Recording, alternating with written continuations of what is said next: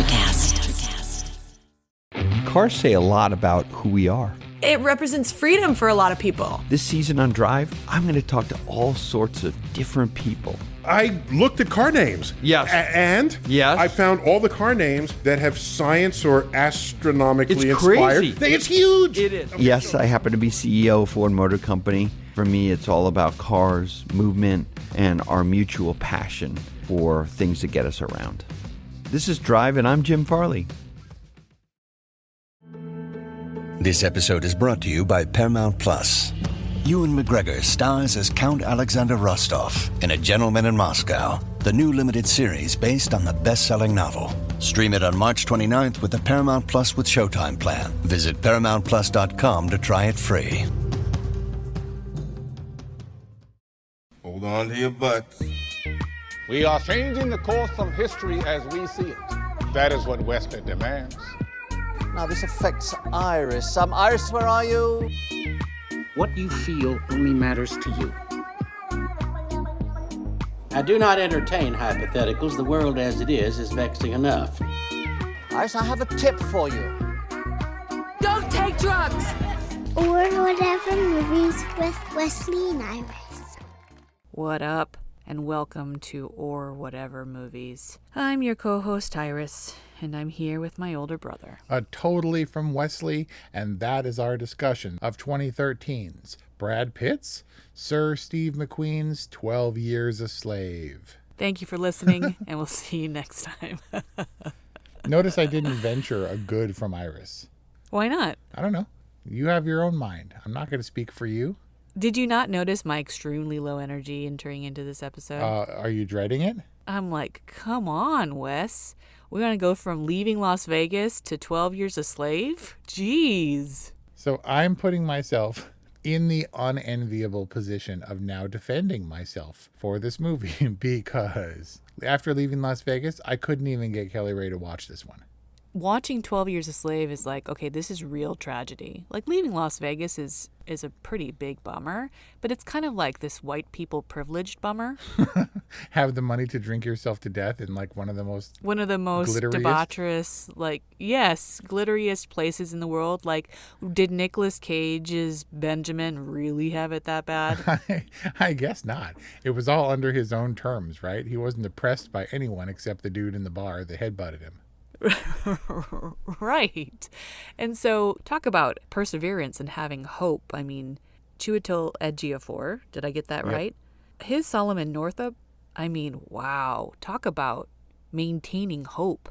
What, you mean the role he didn't win Best Actor for?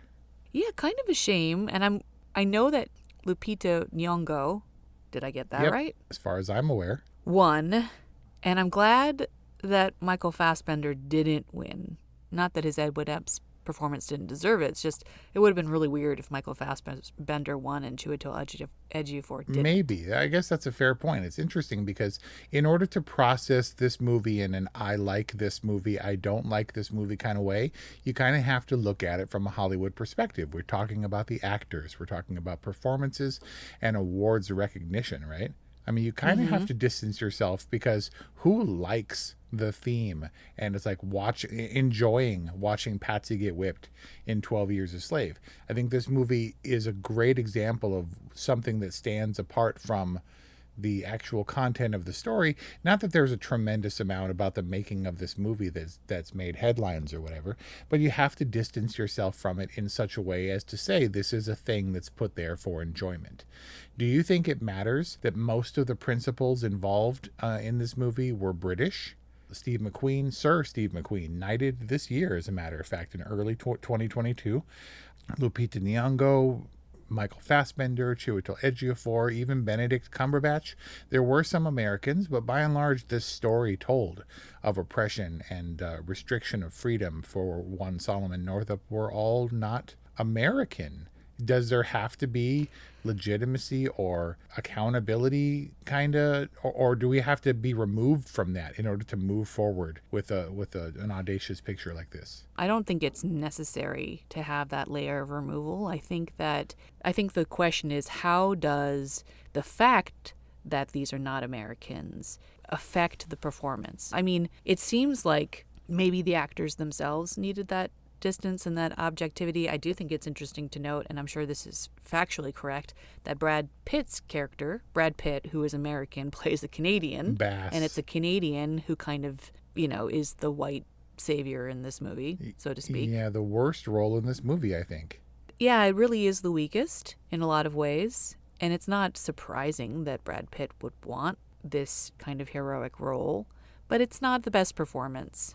No, it doesn't make sense after Epps' suspicion of Platt or Solomon, after the amazing Garrett Dillahunt really screws up his opportunity to get a letter out. Thankfully, Epps didn't know the content of the letter, but why would he let Solomon work alone with a known sympathizer like Bass, who has no problem telling him that he's evil for his how he keeps his slaves? Exactly, especially after they have their confrontation, Epps and Bass. Right. So whatever, it works well for Brad Pitt. He was criticized for taking that role upon himself, but to be frank, like taking this movie out of its, out of its thematic context, it's true. Knowing that Brad Pitt is in the movie helps it get made, helps it get sold. As a matter of fact, I think it was in Italy that the primary poster for 12 Years a Slave featured Michael Fassbender and Brad Pitt and not Chiwetel Ejiofor. Like, that's weird, right? And they were like, hey, what's up with that? That's not right. And Italy was like, whoever the representatives were, said, well, Brad Pitt is more known in Italy than Chiwetel Ejiofor. So it comes down to that. I don't know if there's deeper meaning. I don't really, I'm not pointing any fingers or whatever, but I do want to make sure that I correct to say that, a lot of these people are British, but Lupita Nyong'o was born in Mexico and is from Kenya and is not British. I'm aware that Michael Fassbender is in fact Irish. So representation is important or whatever. I'm just saying that the way this movie is perceived is kind of as telling as anything about the movie itself, different internationally, and how we as Americans, where the depictions of slavery actually took place. They filmed the movie on a plantation, on a slaver plantation. It's very interesting to examine. Yeah, I guess it's also important to note that in 2013, a lot of these actors weren't the stars that they are today. Lupita Nyong'o didn't even have an agent when she auditioned for Patsy. Right. Now she's an Academy Award-winning actor who... Because of it. Right, and has gone on to additional acclaim. Nothing big, though. Only Star Wars. Yeah, exactly. And, also, in watching this 2013 movie in 2022, I was like, whoa. The stars just keep coming. Benedict Cumberbatch is huge. Yeah. Even Paul Giamatti's in there. Boy, reprehensible. Do you remember when he said, what was your former master's name? And he said, master name Freeman. I thought that was a joke. I thought that because he's a free man and that was who his master was before, right? Like a little thing that he said, but that was Paul Giamatti's name. The traitor was Freeman, which is ironic. Who was horrible. Very, very ironic. If there's anybody who was horrible next to Epps, right, it would have been Freeman. Would you say that Epps is the most reprehensible character? Oh, absolutely. Because Freeman was all, his sympathy extends the length of a coin. That's really it. Epps was downright sadistic. These characters, the white slavers are oftentimes sadistic. And does that make us kind of masochistic to watch this film? I don't know. So I'll go on record saying that I love this movie and was excited to talk about it. And I'm trying to pin down why that love, if that love, I'm sure it is, because I feel good about it. I just don't know how to justify that love to a listening public. I think Neil Brennan said it best in his 3 Mic special. He said, let's play, but sounds racist, isn't racist. There's a lot of good slave movies out, these days. And, you can't enjoy this movie. Well, I wonder, because there are lots of movies like American History X, which was about neo-Nazis, right? Do neo-Nazis watch that movie and they love the Nazi parts, but then they don't care about the ending? I guess there are mobsters who love Goodfellas, even though the whole thing is about taking down an aspect of the mob.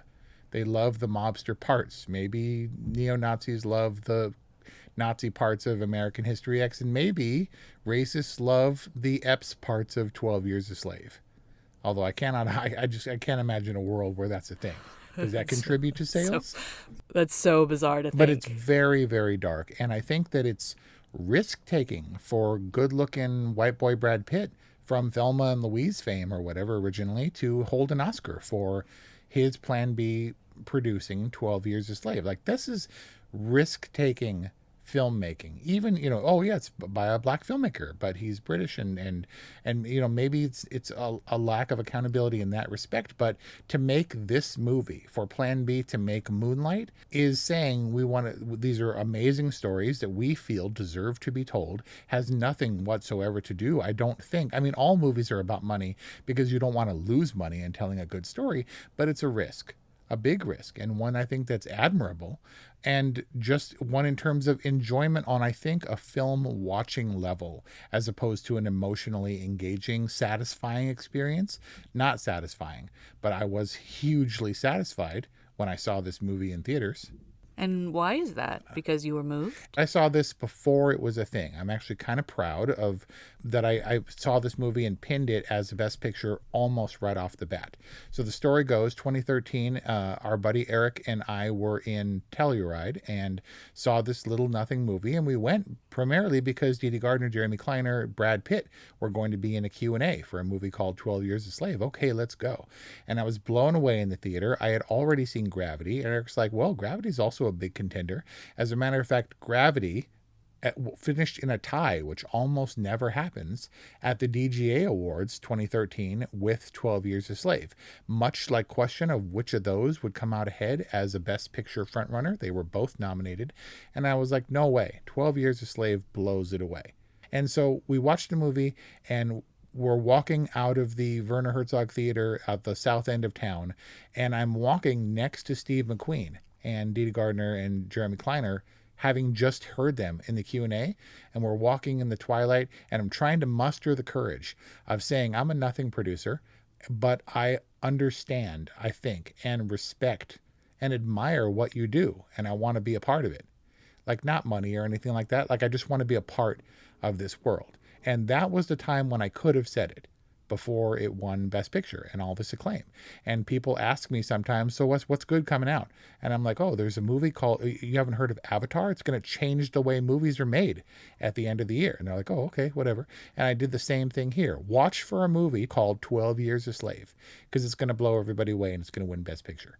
But I didn't say it to Dede Gardner and Jeremy Kleiner. I didn't say anything to Steve McQueen. We just walked in the twilight to our next movie or to sushi or whatever we were going to do after that.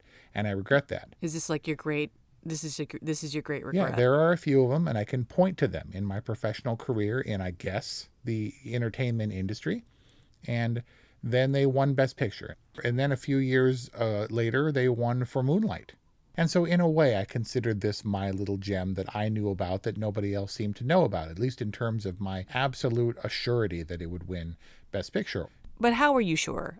As sure as I was that No Country for Old Men would best my favorite at the time director, Paul Thomas Anderson's There Will Be Blood, which I thought was great. Daniel Day-Lewis is great.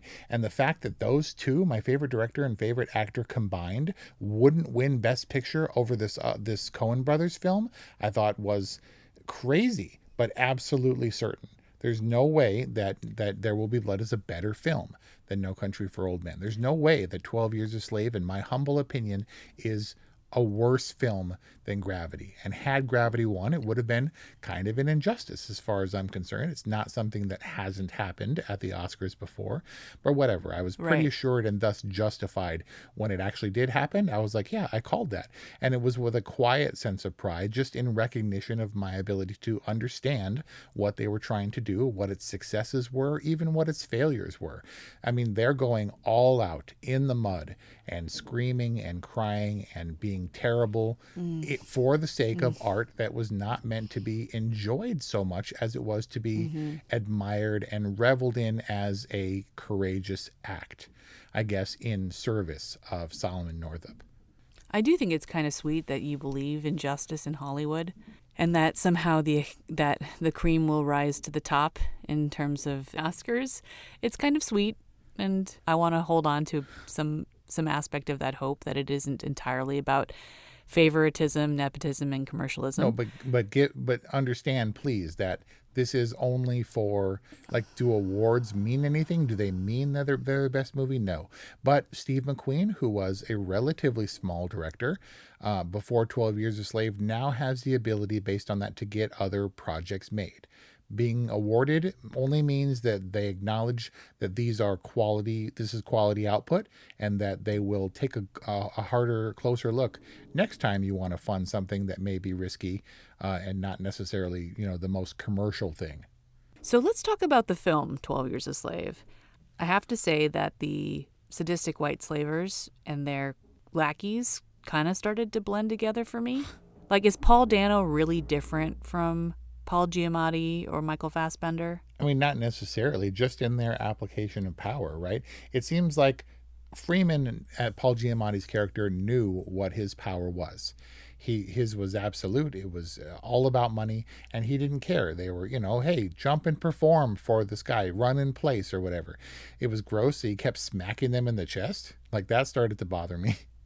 But Hey, it's Kaylee Cuoco for Priceline. Ready to go to your happy place for a happy price? Well, why didn't you say so? Just download the Priceline app right now and save up to 60% on hotels. So whether it's Cousin Kevin's Kazoo Concert in Kansas City, go Kevin, or Becky's Bachelorette Bash in Bermuda, you never have to miss a trip ever again. So download the Priceline app today. Your savings are waiting. Go to your happy place for a happy price. Go to your happy price, Priceline. Life is hard, but finding a really great podcast makes the days go by so much easier.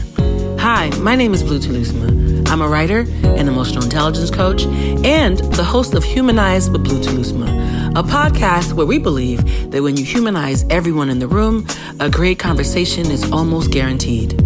Join us every week here on Electricast as me and my guest co-hosts unpack big topics and interview even bigger personalities with a sense of humor and a dash of mischief. If you're looking for a new best friend in your head, we've got you covered. Electricast. Paul Dano's Tibbets. Yep. Yeah. He was not a powerful guy. He was a scrawny little, he wasn't even an overseer, right? He was just he was a carpenter, I think. Yep. Architect, something like that. But he definitely reveled in what little power he had over the slaves. These are the only people he could command, whereas the other overseer guy could totally pull a gun on him and put him in his place. So he exercised that opportunity. I don't know that when Freeman would finish dinner or whatever, he'd just go in and smack people. But it seems like that's something that Tibbets would do. And so he was deliberately cruel when there was no cause for it. And that was just him trying to assert what little power he had because of insecurity, because Solomon could propose the downriver transport of the wood, and he's, reacted badly. Like, I can't quote this movie. Why? It's just, I can't quote Tibbets's response when he proposes the waterway for the logs. Because you can't use the N-word? Yeah. Arguably, the person who with the least amount of power, the white person with the least amount of power is arguably Armsby, who finds his own way to wield it. Yep. So I think you're onto something there. Leverages it. Garrett Dillahunt, the white cotton picker, the hired hand who wasn't a slave but was in with the slaves, for a day's wage. Because he had debts. Yep. And a problem with the drink. It's hard to believe that 12 Years a Slave, it's hard to believe that Epps and subsequently Platt weren't really whipping her. Like, you felt it so keenly, the crack of the whip and seeing the marks etched in her back. It's horrible to see. And he's so violent, and she's like gagging and passing out and stuff. And the rape stuff was all horrible. Like, it's really difficult to be like, how could that be fun?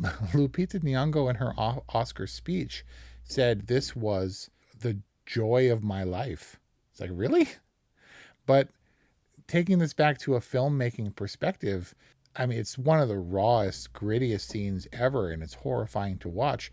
And I hear that Michael Fassbender had somebody paint his mustache with a paintbrush with booze, so that every time he screamed in someone's face, they could smell the booze on his breath. I do recall like flecks like droplets like flying off of his mouth too. Yeah, he's all so gross like. committed to being horrible. And even as an actor, he's still screaming right in people's ears. Unless he just mouthed it and they added the yelling in post. He's like, Striker! Like right in Chiwetel Ejiofor's ear, and there's spit flying off his face and stuff, and his mustache is covered in booze. And he's running around chasing I did notice Platt. that. Didn't he jump over the fence and eat it like twice with a knife in his hand? Yeah, the first time he eats it in the pigsty. Right. And then he eats it right outside of the pigsty. And that one I definitely rewatched. I was like, dude, is that Michael Fassbender? It's one shot. I'm not sure that it was intentional. I mean, how do you do it that convincingly? I think he meant to hop the fence and ate it, and they kept it because it's a great shot. And obviously, athletic Michael Fassbender would keep in character. But the point I was making is that supposedly, I don't know how true this is, supposedly Michael Fassbender like passed out after one of the whipping takes or something. But I do know that they had a thing, he and Lupita Nyong'o, who were kind of partners in this. As horrible as the Epps and Patsy relationship was, the actors were friends, you know, and so they would like do this thing, they called it making nice, where they would hold each other's hands and look into each other's eyes and kind of connect for just a minute before he then had to do awful things to her and she had to scream and roll her eyes. And oh my God. And there's a lot of guilt. Traumatizing. There's a lot of guilt going around for just, you know, I mean, Leonardo DiCaprio reportedly had a really hard time in Django Unchained, saying the N-word and etc. And there, you know, things like violence and rape and assault and things like that. There oftentimes the actors will immediately finish the take and then apologize profusely as though they are, you know, the perpetrators of that act in real life, whereas they just feel the guilt of having to mimic it. I think there was a lot of that happening on 12 Years a Slave because it's very clear that people are treating other people horribly. Horribly. I'm sure there was tons of trauma to go around and lots of therapy to follow up the making of 12 Years a Slave. But I suppose the product justifies it because, as you said, this is the grittiest, rawest, most bleak kind of representation of historical reality. And one that has a rare, quote-unquote, happy ending. I guess not for Patsy. Certainly not for Patsy. And I had to think to myself, like, what? Like, please tell me that Solomon, you know, went back for the one dude on the ship who was in a similar place for him and who didn't die and get thrown overboard. Reunited Eliza and her children. Please tell me that he came back for Patsy, like, after an experience like that. Well, I mean, and I know from the coda that Northup had spent the rest of his life in advocacy, even though his ultimate end is unknown. Don't know, but do know, unfortunately, that happy ending, as you called it, is him being taken back to his family and crying and hugging his grandchild and stuff. But no justice for the men who enslaved him, no justice for Freeman, no justice for Epps, no salvation for Patsy or for Eliza and her children. Kind of sad and unresolved in a way. Well, it's a kind of injustice that there's just no resolution for. There really isn't. The Benedict Cumberbatch character was a good character who, you know, didn't want ill of his slaves, but was still a slaver and sold him to the worst slaver imaginable. Prides himself in being a slave breaker. And knew that willingly. So is he good? I don't know. But he's less, only because he's less reprehensible than Epps. In certain ways, but not in others. I mean, when it came down to it, it was still about the dollar, right? Benedict Cumberbatch's character, I forget what his name was, did not want to lose money on his debt. And still regarded, even though he respected Northup for his many talents, he still regarded him as being less than human. So I looked it up, and it seems absurd to be able to adjust prices for inflation or for time to find out what a human being is worth.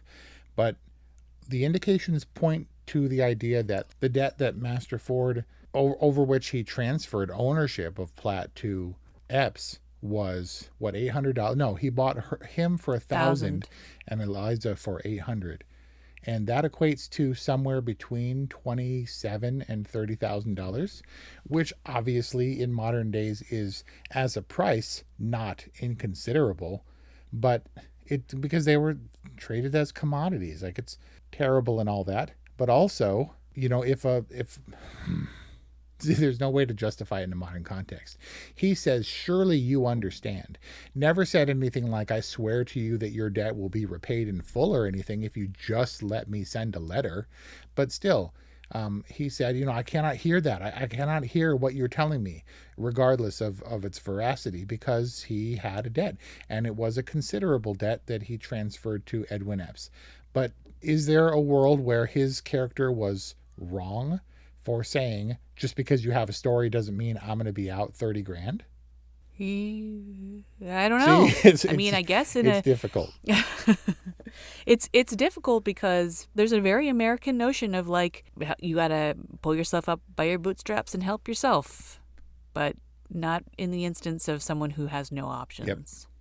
Yep. This movie is like a perpetual game of bad or worse decisions. It's like the most horrible, traumatic, awful, nightmarish choose your own adventure, where didn't you find yourself constantly assessing what you would do? Absolutely. In Northup's situation at every turn?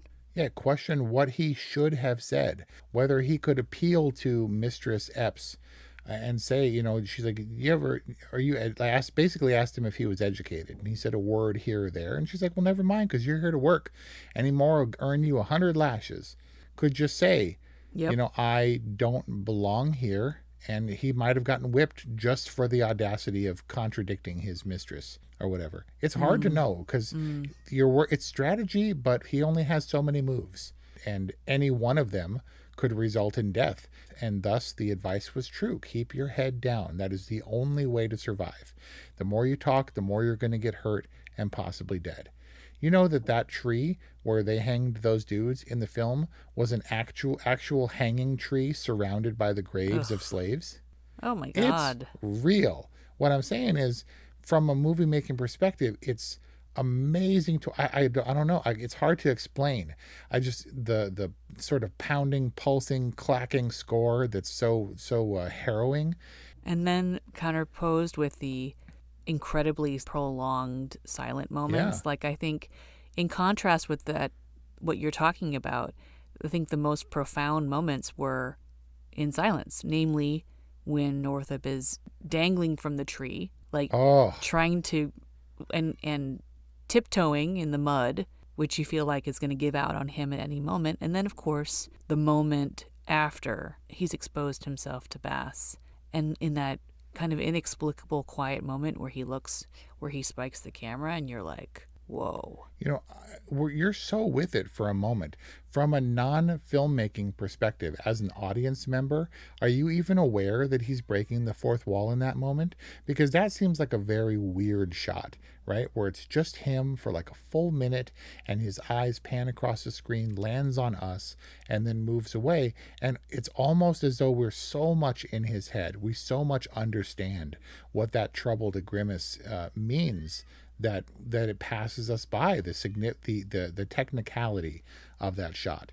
Like, I'm not entirely sure everybody noticed. It was probably the best use of breaking the fourth wall that I've seen in a film, where he's looking at you, but you're not really there.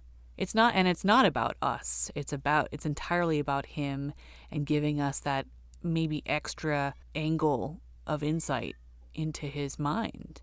I'd be curious to know what you projected onto that moment. Well, no, it was funny because it was like those comedies where you say something funny and then you wink at the camera. I was like, oh, that's hilarious. It was funny to you? No, it wasn't funny. Wait, what? I'm saying that for a fourth wall break, it was meant to pierce directly into your soul. You understand what's happening. You and I are connected in this. You feel the pain. And I think you could say there's something in Solomon's story where we can view his perspective as a slave as one who was subjected to slavery against his will. Of course they all were. But to say that he was a free man who understood and tasted the various aspects of civility and had gone to Canada, was an accomplished fiddle player, I guess. And then to see him laid so low was tough. But that's not a new thing in films. We often can identify with one person who goes through hardship and comes out the other end alive, but changed and scarred, like Michael Douglas's The Game or whatever. But I feel like that moment didn't hit me quite the first time. You know, it's a precursor. It's the calm before the reckoning that happens when he's rescued. But we don't know that that's happening the first time we see it. It's stopping down after Bass is the funeral, right? The Jordan Roll funeral. And at that point, he is completely given up. It's not like I'm one of them or whatever now. He just realizes that his position is as untenable as theirs, has no hope for resolution at that point. Starts to sings his heart out. Some emotionality comes through because like them, that is the point at which he can express his hurt, his anger, his frustration that he's kept bottled up for fear of being revealed, for whom he wasn't punished for being a free man by Epps. And so that's this quiet, introspective, like minute-long shot of him breaking the fourth wall just before he's rescued, when we don't know he's being rescued, is just him in the quiet, and we're experiencing the storm in his brain. The storm with no end and no real hope for clear skies. That's a terrible analogy.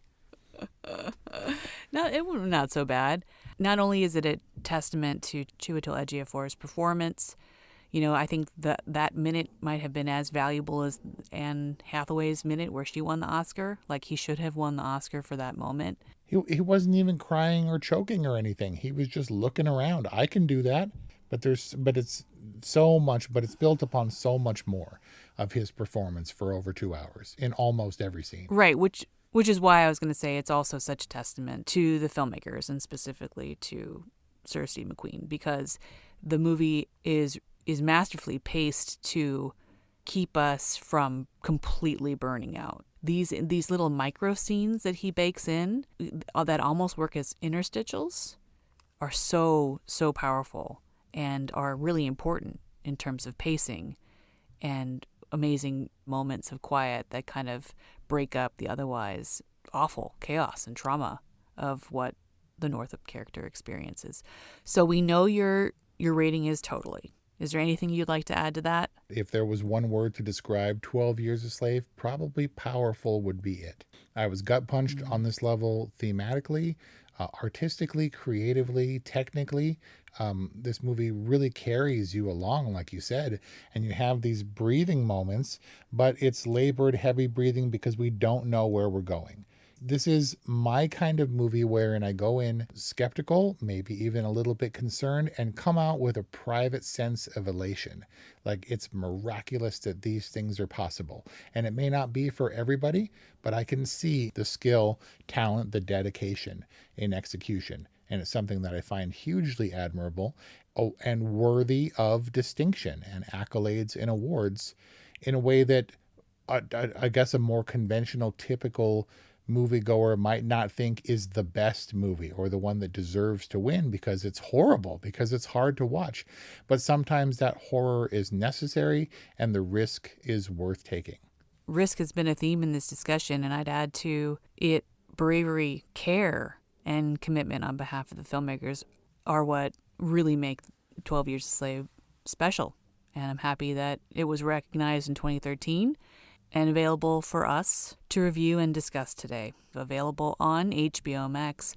Best Picture winner from 2013, although I think it won in 2014. Let us know what you think. 818-835-0473 or whatevermovies@gmail.com. Thank you for listening. We hope you enjoyed this discussion, even if the subject matter is hard, and we'll see you next time. Are you a fan of classic cinema or a young person who wants to discover the best films of all time? Do these legendary movies still hold up? On the Generation Film podcast, two guys who grew up when movies dominated the culture share a great film with a panel of young movie lovers and see how it plays for today's generation. We discuss changes in storytelling styles, representation, the making of each film, its initial reception, and how its meaning has changed over the years. Join us as we explore cinema classics across generations on Generation Film.